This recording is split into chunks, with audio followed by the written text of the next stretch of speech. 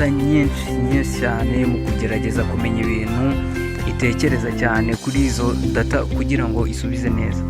Uko data iba nyinshi niko AI cyangwa se artificial intelligence irushaho gukora neza.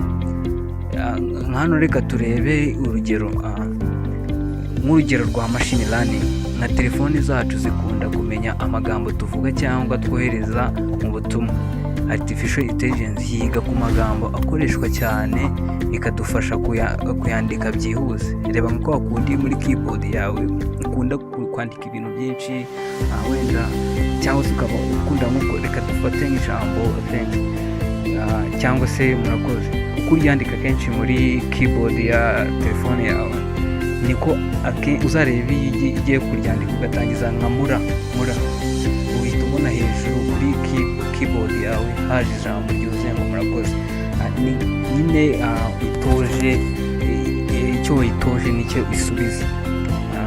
Reka dukomeze turebe, AI yiga ku magambo akoreshwa cyane, ikadufasha kuyandika byihuse. Dukomeze turebe kugira tuyumve neza. Reka tujye nko ku gice cya gatatu cyacu, ibice by'ingenzi bya artificial intelligence. Undi artificial intelligence igizwe n'iki? Reka tubirebe. Yego, artificial intelligence igizwe n'ibice bibiri by'ingenzi. Hari icyo twita machine learning na deep learning. Machine learning yo ituma imashini zigira ubushobozi bwo kwiga no kwitekerezaho, naho deep learning ikora ubushakashatsi mu buryo buhambaye bw'ubwonko n'ubw'umuntu. Reka turebe nk'urugero hano nka chatbot, izikoreshwa n'amasosiyete kugira ngo zisubize ibibazo by'abakiriya, ni urugero rwiza rwa machine learning. Hari ama chatbot ni yandi usanga nko, reka dufate urugero rwa kugira ngo tuyumve neza chatbot, ni yandi usanga nko kuri reception ukaba wayibaza, wenda tuvuge ngo muri hoteli runaka ushobora, hari device usanga nko kuri reception ukaba wayibaza ati gutya na gutya, kuri nihe batangira, nihe babukingira, nibihe byumba bingahe bisigayemo muri hoteli, ikaba yagusubiza. Iyo ikintu cyose uyibajije iragusubiza ku byerekeye na serivisi zitangwa muri hoteli. Twihuse tudatinze cyane, reka tujye ku ngingo ya 4, imikoreshereze ya artificial intelligence mu buzima bwa buri munsi.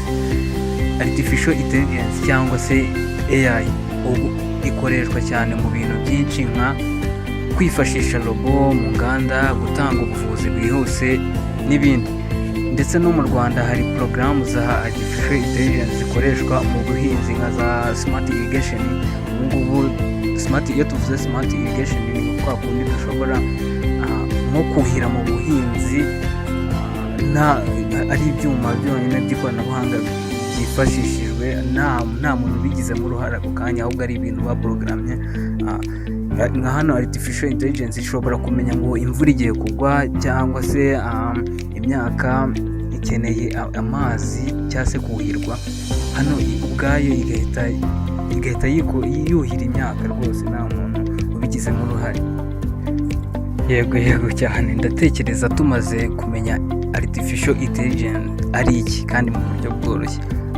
Ndabizeza yuko hano ni nk'amacapitire, chapitire ya mbere cyangwa se part 1, aho tuzagenda tureba aho ngubu duhereye kumenya ngo artificial intelligence ni iki.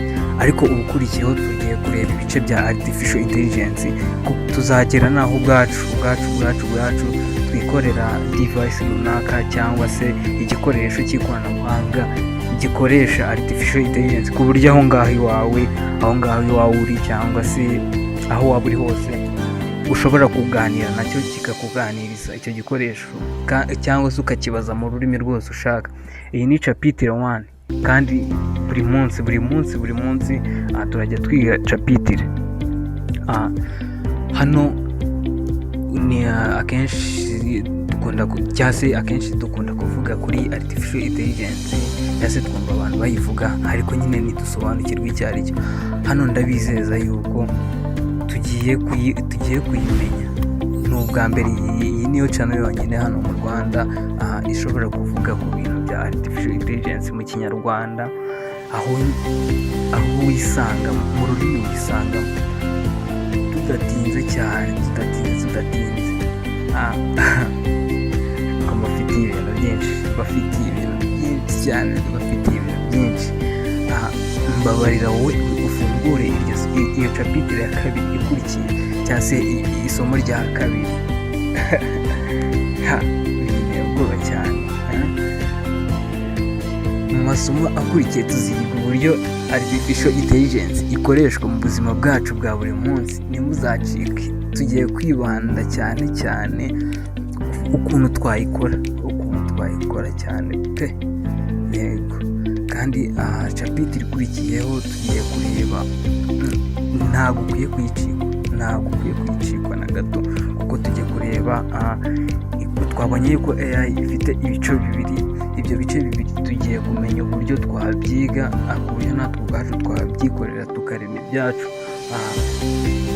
Rero reka hano mbasigiremo video mureba ukuntu artificial intelligence ikoreshwa mu nganda, cyangwa se mu madrone, cyangwa se mu gufata amashusho dukoresheje kamera. Hano artificial intelligence ni umundi rukago, ibyo byose tuzabimenya uburyo bikora. Gusa niba ufite ikibazo nshuti yanjye, mbaza muri comment, cyangwa se niba hari ikintu ushaka kumenya, ushobora kukimbaza muri comment muri video y'ubukurikiye nkakigukorera.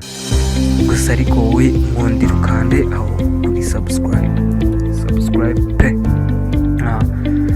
Hano reka mbasigiremo iyi video.